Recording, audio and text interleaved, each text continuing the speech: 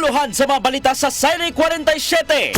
Kadaugan sa Mactan o pag-inaugurar sa Cebu Cordova Link Expressway karong adlaw, tambungan ni Pangulong Rodrigo Duterte.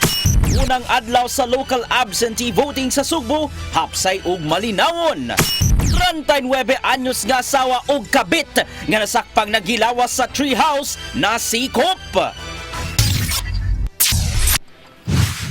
Sugbo, Kabisayan ug Mindanao, Pilipinas ug katawhan kutos maabot sa tong Sibya sa tibuok kalibutan mayong hapon. Live kita karon sa CCTN Channel 47 ug kini ang tulumanon sa nag-unang kasayuran nga angay natong masayran. Ako si Dennis Tabar. Tulumanon sa patas nga mga balita ug opinyon. Ako si Danica Caballes. Kini ang Sire 47.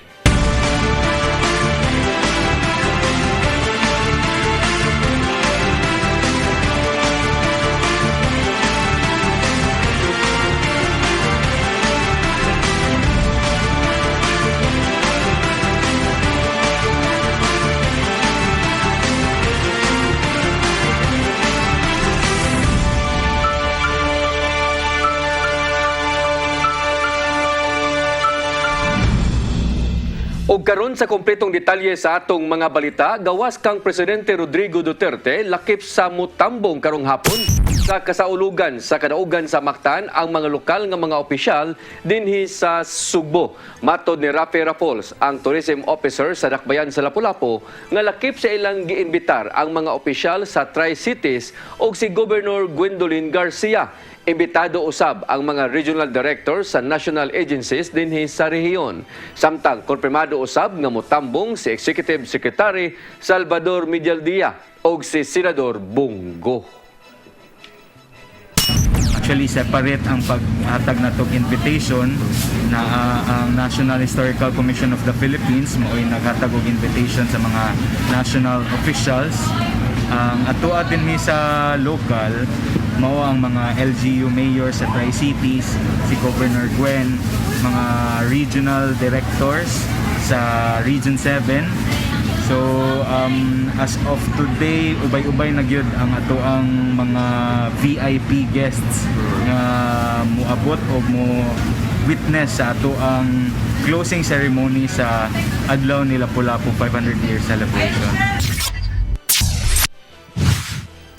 Kagamhanan sa syudad sa Lapu-Lapu, hugot nga ipatuman ang health and safety protocols atol sa pagsaulog sa kadaugan sa Mactan karong hapon.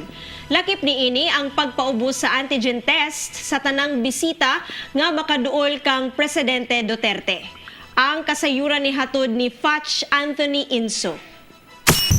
Hugot nga ipatuman sa kagamanan sa syudad sa Lapu-Lapu ang mga health and safety protocols sa sa pagsaulog sa syudad sa kadaugan sa Mactan karong hapon. Matod ni Grace Karunggay, Pangulo sa City Epidemiology and Surveillance Unit, nga istrikto nilang ipatuman ang health protocols subay na sab sa pagbisita ni Presidente Rodrigo Duterte. Lakip sa ilang ipatuman mga pagpaubos sa RT-PCR test sa mga tao nga makaduol sa Presidente sukad pa nitong adlaw nga Domingo. Samtang ang tanang bisita ipaubos usab sa antigen test karong adlaw sa dili pa makasud sa venue sa Liberty Shrine sa Barangay Mactan. Ang atong activity sa Battle of Mactan o kadaugan sa Mactan na atay special nga kanang guest si ato ang halangdon nga presidente mao na atong gitinguha nga makakandakta og RT-PCR og antigen para sa mga kanang duol sa iyaha. So kinahanglan nato nga kanang i-protect ang ato ang presidente o ang uban nga mga naa dinhi sa sulod. Usab nga ipatuman ang pagsulod og face mask sa mga tao lakip ang pagtamod sa social distancing. Hinon dili ra ipaubos sa RT-PCR testing ug antigen test kadto mga tao nga motan-aw ngadto sa general admission na sayron nga bukas na ngadto sa publiko ang maong kalihukan apan gilimitahan ra sa 2,000 ka mga tao ang mahimong motan-aw sa reenactment sa Battle of Mactan base na sab sa kapasidad sa mao nga venue. Open po siya for general admission, so dili lang katong mga kanang dunay antigen ang makasulod. Pwede sa ang general admission tanan pwede makasulod pero adto naa sila lain nga agianan. Fatch Anthony Inso, CCTN News.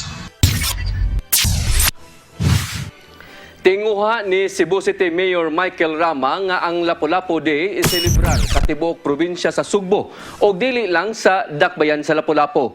Kini mo ay pamahayag ni Rama sa iyang Pagpamong sa Plaza Sugbo nunot sa paghandom usap sa ikaupat nga Lapu-Lapu Day karong adlaw. Matud ni Rama nga ang coverage sa special non-working holiday kagahapon kung karong adlaw ang ngayan nga ipaabot usab sa uban nga mga lugar dinhi sa Cebu Island. Nasuta nga ang Republic Act No. 11041 gipirmahan ni Presidente Rodrigo Duterte niadtong Hunyo 29, 2018. Nagtugot lang sa deklarasyon sa special non-working holiday sa siyudad sa Lapu-Lapu. Kung mudaog siya sa umaabot nga piniliay karong Mayo 9, hangyoon niini ang mga miyembro sa House of Congress nga mohimo og amendments sa Republic Act No. 11041. Hinoon giangkon sa mayor nga naara gihapon sa nasudnong kagamhanan ang desisyon labot ni ini.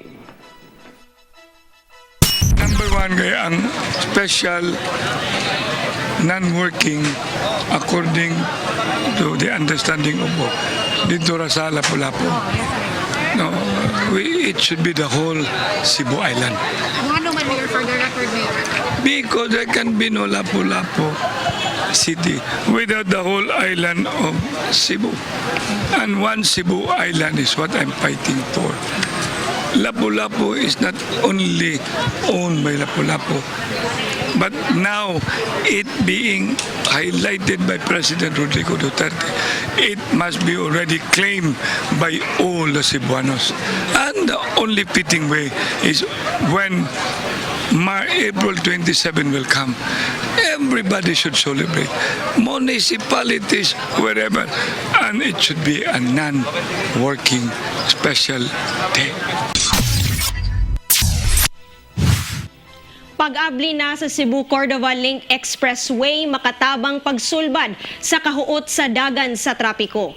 Kinidili lang sa dakbayan sa Sugbo kundili ngadto na usab sa mga silingang dapit sa dakbayan. Ang kasayuran ni hatod ni Decime Padilla. Gihulagway ni Cebu City Mayor Michael Rambang nga makatabang dili lang sa syudad sa Sugbo apan lakip na sa mga silingang lugar ang pag-abli na sa Cebu-Cordova Link Expressway kun CCLEX. Karong adlaw buksan ang Mount Third Bridge nga nagdugtong sa lungsod sa Cordova ingon man sa syudad sa Sugbo diin ang maong kalihukan personal nga tambungan ni Presidente Rodrigo Duterte. Nagpasalamat si Mayor Rama sa mga tawo nga napaluyo aron mahitabo ang maong proyekto sama nila ni kanhi Mayor Adelino Sitoy ug Tomas Osmeña. Praise the Lord, hallelujah. A dream that I had jointly with Cordova, the late Adi Sitoy. It had proceeded. I thank Mayor Tomas Osmeña for continuously also pursuing it. I thank the late Mayor Edgardo Colina Labella. And I thank most of all MVP, the Metro Pacific. When we discussed it, when I was the mayor, that they have manifested their vote of confidence.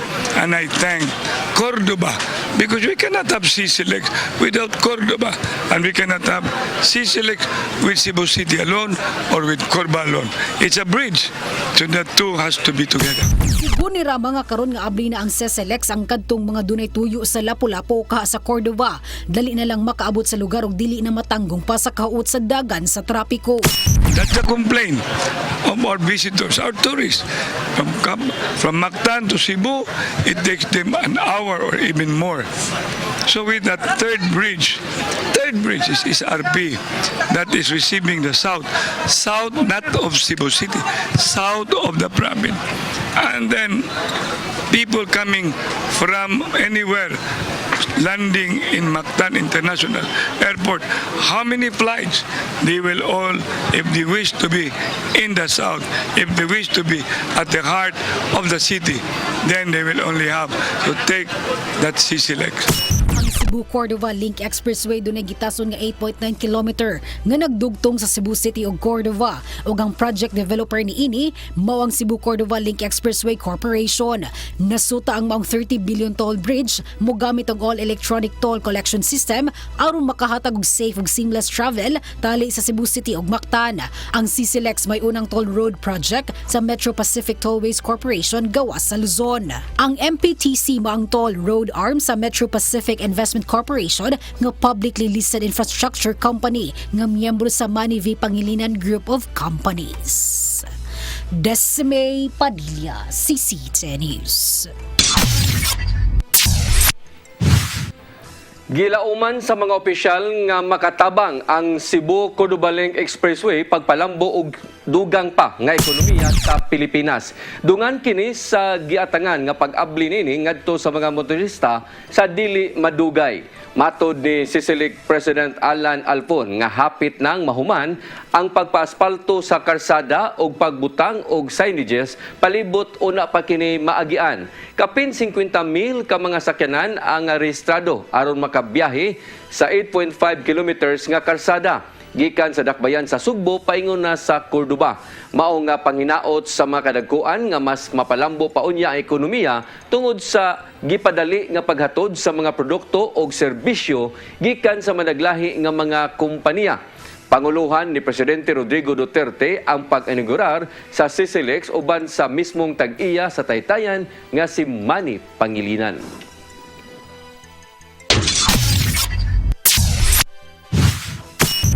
Masunod, unang adlaw sa local absentee voting sa Sugbo na imong hapsay og malinawon.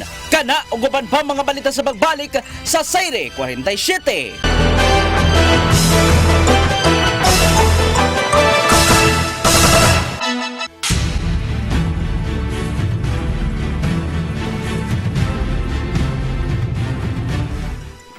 Balik sa atong mga balita, unang adlaw sa local absentee voting alang sa kapulisan, kasundaluhan, mga sakop sa media ug uban nga moalagad karong Mayo 9, gipahigayon na karong adlaw. Kalihukan gihulagway sa Cebu City Police Office nga hanay og malinawon. Ang kasayuran ihatod ni Arnold Bustamante. So far okay raman, and then hapsay raman ang pagpahigayon sa tuwa ang absentee voting. Dulaan sa 2,000 ka mga police personnel sa Central Visayas ang gitugutan sa Comelec nga makasalmot sa local absentee voting nga gisugdan ganin ng buntag ug matapos kini ug mga adlaw. Mato ni Police Lieutenant Colonel Wilbert Palilla, Deputy City Director for Operations sa Cebu City Police Office, kalakip-usab nga mipahibalo sa absentee voting sanglit dito man siya narehistro sa lungsod sa Taboylan nga malinahon ug hapsay ra ang pagpahigayon sa botasyon sa kapulisan. Karong adlaw adunay 250 ka mga pulis sa Sudad Sugbo ang nakaschedule nga mobutar wala pay labot nini ang mga personel sa kampo sa Cebu Police Provincial Office ug sa Regional Mobile Force Battalion 7. Every vote counts, no? So the same with other individual, PNP also is have the right to vote. So pinaka-importante kayo ang every vote even sa mga kapulisan. Dugang ni Parilla nga hugot nga seguridad ang ilang gipatuman din kapin sa napulog ka mga pulis ang gitahasan nga mobantay sa palibot sa Abiliana National School din gipahigay ng absentee voting. Manual ang pamagi sa pagbotar din ang mga baluta ila kini turnover ngadto sa Commission on Elections kun Comelec nga maunusab aga mopadala nini silang uluhang buhatan apan sa pagtransport sa mga baluta. Hugot nga seguridad ang ilang gipatuman. It will be the Comelec now who will secure for the absentee. From here, doon ay representative from the Comelec. After nasad gihapon ang taga Comelec, and then it will be secured for sure for the PNP na gihapon, and then it will be turned over for the Comelec. Gitinguha sa Police Regional Office 7 nga ang kapin sa 10,000 ka mga police personnel niini ang makabutar gyud nga mao'y mando sa hepe sa PNP nga si Police General Leonardo Carlos. Arnold Bustamante, CCTV News. Samtang ang Comelec Cebu City walay nakit-ang problema atol sa unang adlaw sa local absentee voting sa Dakbayan. Mga police personnel gikan sa regional headquarters Cebu Province ug tulo ka syudad sa Sugbo mipahimulos sa kalihukan. Ang kasayuran ni hatod ni Desme Padilla. Ang paghatag og importansya sa kalambuan ug kaayuhan sa nasod ang rason nga mibutar si Police Staff Sergeant Archie Bores sa Cebu City Police Office sa unang adlaw sa local absentee voting nga gihimo sa Abiliana National School. Sigunsab ni Police Staff Sergeant Bores nga mi-avail siya ining absentee voting tungod kay sa adlaw na unya sa piniliay karong May 9, 2022, dili na sila makahigayon sa pagbutar tungod kay i-deploy man sila aron mutabang pagbantay sa seguridad sa mga polling precincts. Importante yung kayo, labi na namo sa mga police kay sa election good sa the day of election kami kong mga police dako gina namon trabaho good sa mga polling precinct na importante ginami nya sa importante po namo nga maka-absent mi kay Sa usa ka butar na mo importante man. Dako kay importante sa whole nation nato sa Pilipinas. Sayran nga karong adlaw Abril 27 gasugod ng absentee voting ug matapos kini sa Abril 29 diin ang mga mahimong maka-avail niini mga miyembro sa Philippine National Police, Armed Forces of the Philippines, government officials ug employees, media ug mga media practitioners.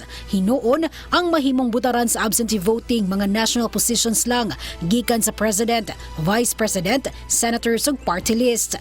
Diha sa Abiliana National School, moabot sa dulan 2,000 ka mga police personnel gikan sa Regional Headquarters, Cebu Provincial Police Office ug Cebu, Mandawi ug Lapu-Lapu City ang mibutar. Sigun pa sa Commission on Election kon COMELEC Cebu City nga ang PNP mao'y nag-arrange matud pa sa schedule apan gibahin lang nila dunay mibutar sa buntag ug lain sab sa hapon.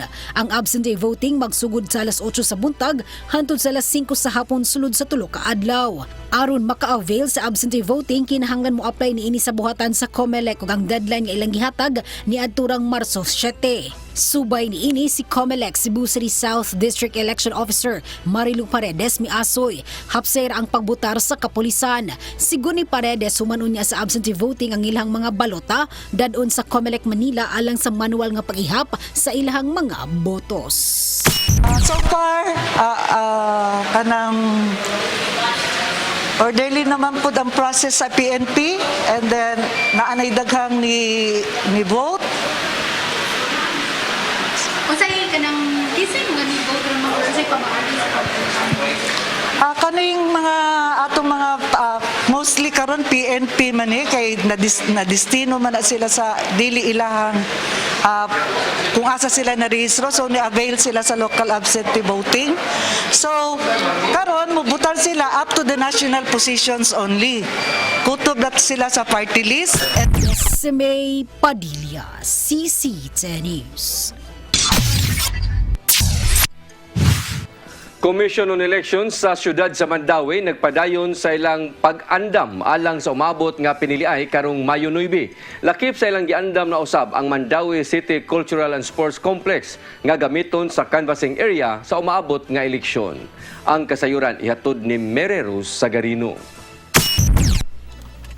Padayon ang pagpangandam sa Commission on Election sa siyudad sa Mandawi alang sa umaabot nga piniliay karong Mayo 9. Padayon ang ilang paghatod sa information sheet sa mga butante. Nangabot na usab ang uban pang non-accountable forms.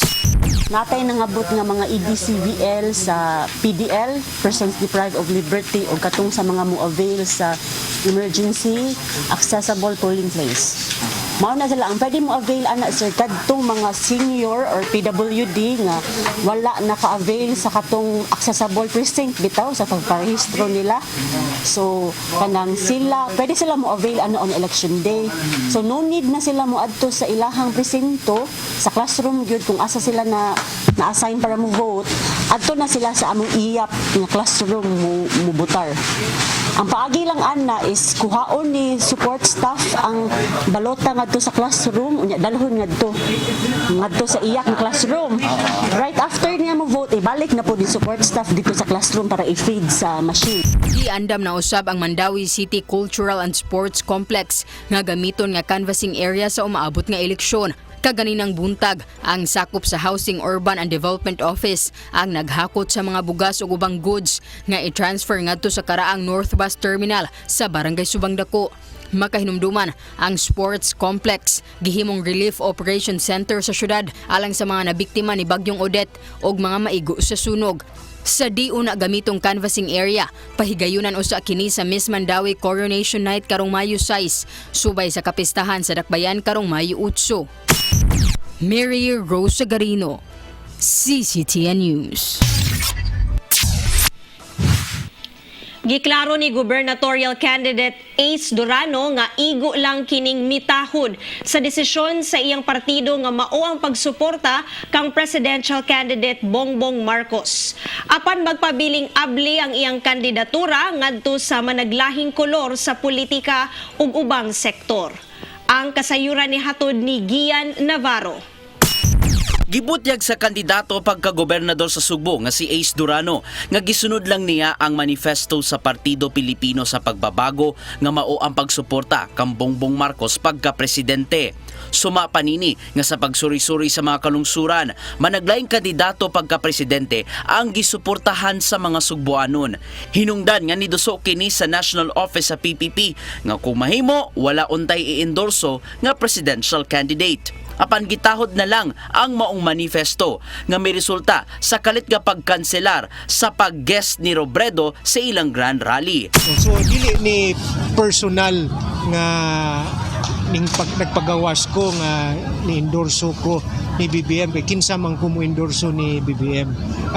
Ang partido, ang PPP mismo, ang national leadership sa PPP may nagpagawas og manifesto of support for BBM. Usa kining supporter ni VP Leni ang pursigidong ni Tambong sa grand rally nilang Durano ug Davide bisan ug wala ang iyang pambato.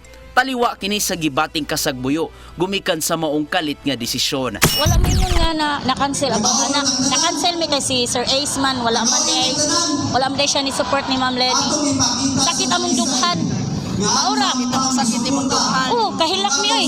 Kay grabing prepare na mo puno na takay ni dire. Apan ilang malampuson ang ilang panagtagbo grand rally kagabi bisan ug wala ang maong special guest. Gikalipay hinuon ni Durano nga apil usab sa mga nananaw ang mga grupo gikan sa managlahing sektor ingon man political groups. Karong kapin usa ka semana na lang ang naibilin sa pagpangampanya uban si ang running mate si Vice Governor Junjun Davide III. Ipadayon niya ang pagkampanya sa iyang Cebu Priority Development Agenda uban ang managlahing sektor.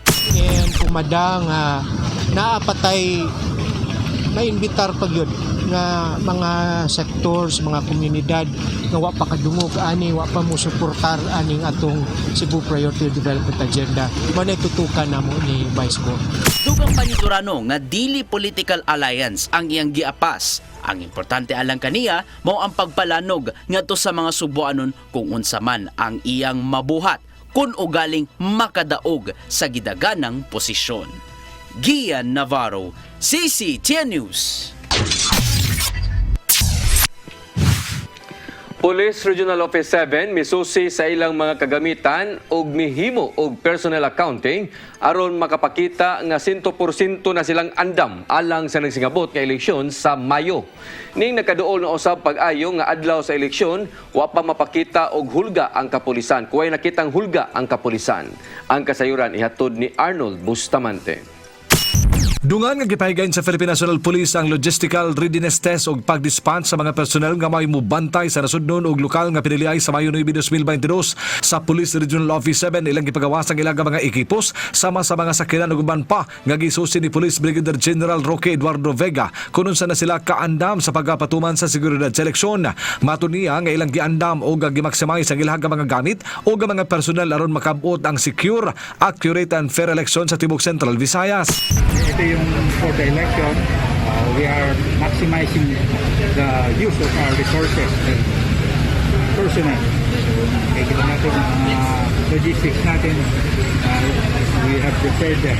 Gipaniguro ni Vega nga masinati sa mga munupyo sa Rion 7 ang luwas ug hapsay nga piniliay sa Mayo 9 nga walay kagubot nga himuon sa mga politiko. Iyang gibutya nga kontrolado pa sa kapulisan ang sitwasyon sa Central Visayas ug walay ang ngayang kabadak-an ng publiko saglit nila na kini nga gipangandaman ug 100% na silang andam. I am assuring for PRO 7 to be a safe election, safe and peaceful election. All things are under control and yung mga ginawa natin contingency plan, I think we are ready for the election.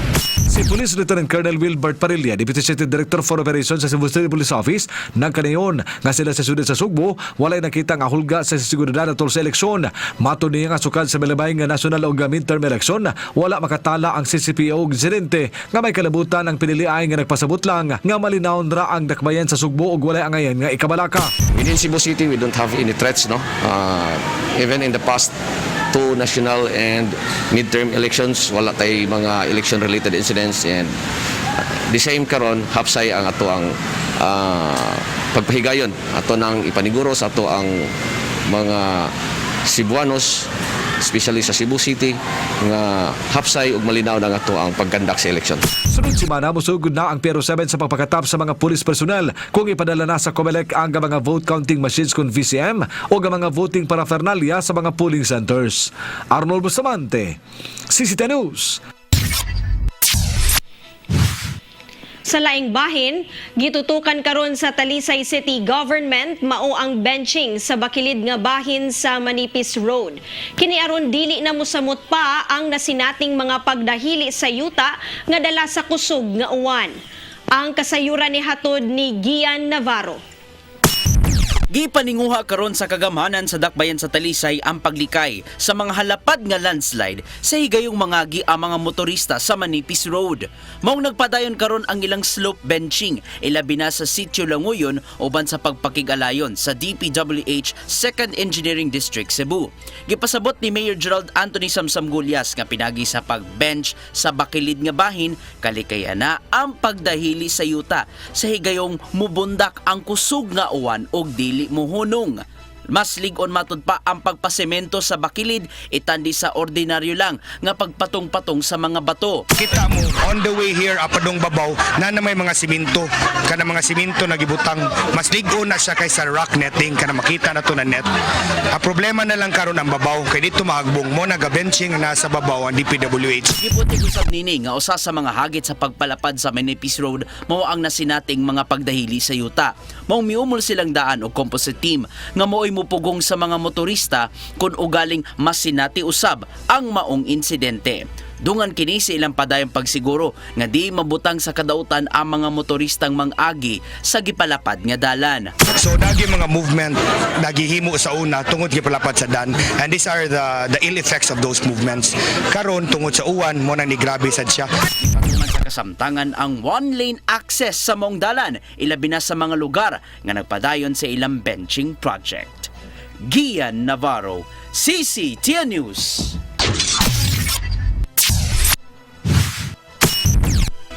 Masunod, 39 anyos nga asawa o kabit nga nasakpang nagilawas sa treehouse na sikop. Kana ug uban pa mga balita sa pagbalik sa Sayre 47.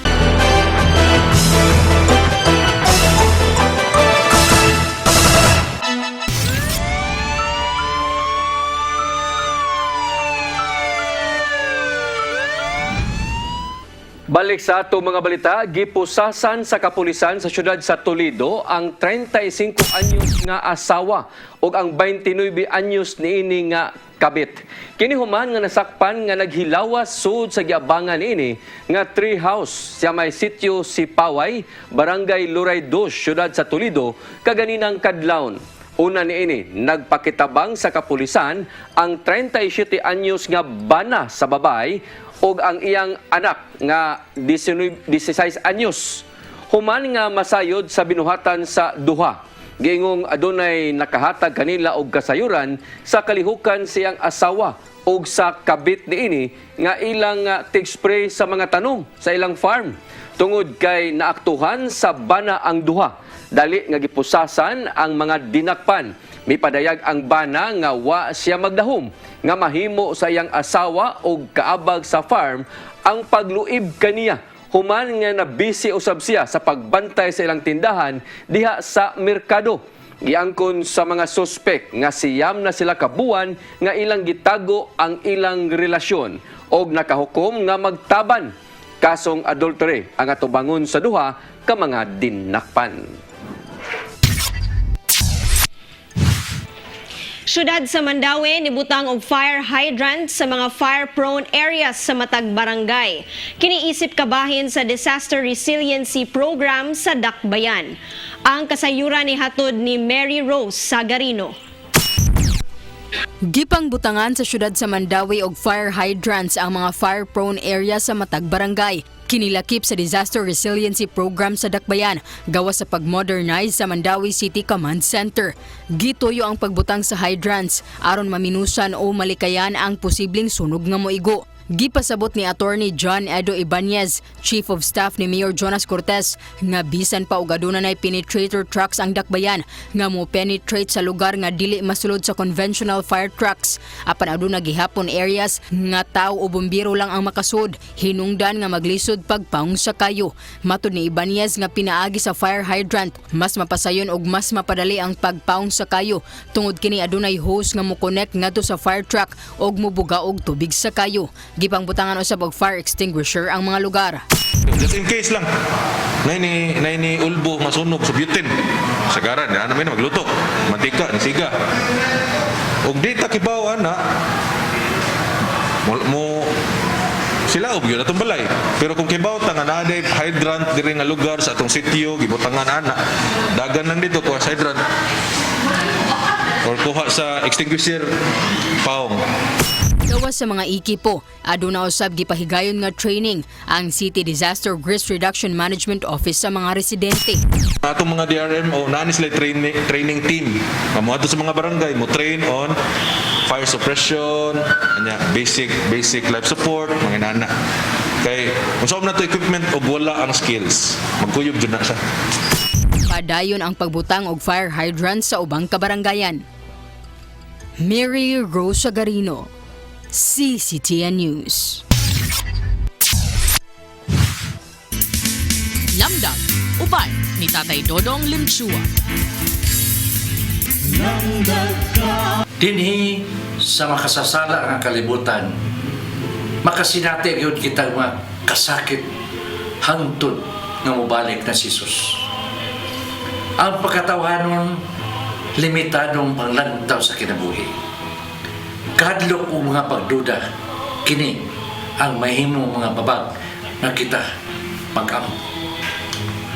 Apan pasalamatan nato ang Ginoo tungod kay ang Espiritu Santo nagampo alang kanato sumala sa kabubuton sa Ginoo. Ang Espiritu Santo magpahinumdum kanato nga ang Ginoo sa tanang butang nagbuhat alang sa kayuhan niya itong mga naigugmang kaniya. Kung natong dawato ng atong gagmayng katungdanan alang siyang dakong himaya o katuyuan, kita magmadaugon. Ug sayo na lang, kayo alang kanato ang pagditok kining mga pulong. Ang Ginoo mayo ug butan kayo. Ug puno sa paglaom ug pagsalig kayo sa Ginoo. Kita makasalig nga ang atong mga pag-ampo tubagon kayo niya alang sa iyang himaya. Ang presensya sa Espiritu Santo sa atong kinabuhi mo ang saad sa Ginoo alang niyadtong himpit nga mituo o misalig kaniya. Busa mo salig usab kita sa Espiritu Santo nga mo'y mutabang kanato nga kita mahimong sama kang Hesus. Maigsoon mo kini ang atong lamdag karong adlaw. Salamat. Shalom.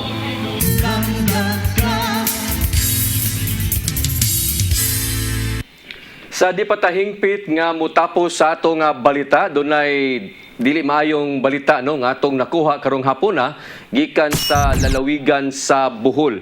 Kini human nga gikonfirmar ni Luay Mayor Attorney Hilario Ayuban nga ang karaan nga Luay Bridge na hugno mga alas 4 pasado karong hapon karoning adlaw nya sigon ni Ayuban nga nagkalilain nga mga disaster ug mga rescue unit apil na ang mga Local Disaster Risk Reduction and Management Office ug ang Philippine Coast Guard nagpahigayon pa og rescue operations nining mga panahuna.